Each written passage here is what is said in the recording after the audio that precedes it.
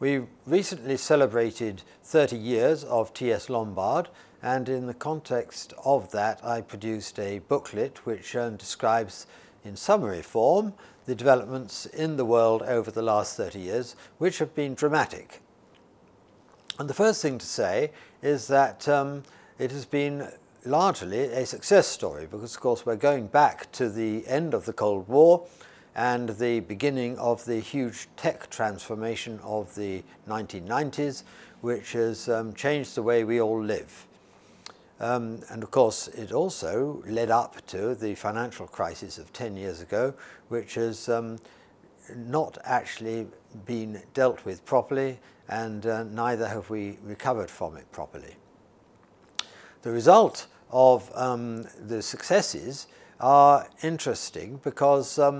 the world economy has grown by nearly 3 times over the last 30 years, but the advanced economies by less than 2 times, and the emerging markets by more than 4 times. As a result, the distribution of world income has become more equal because the poorer countries have been growing faster. But of course there has also been a substantial increase of resentment by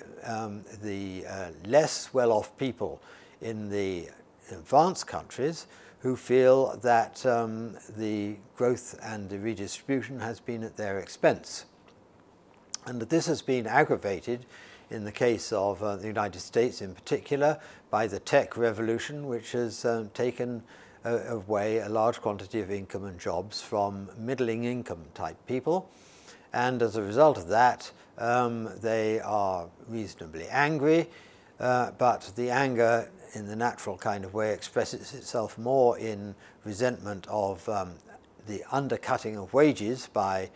poorer countries than it does in the resentment of the successes of the tech revolution. And so we have a trade war that is directly connected to the populism which results from the developments of the last 30 years.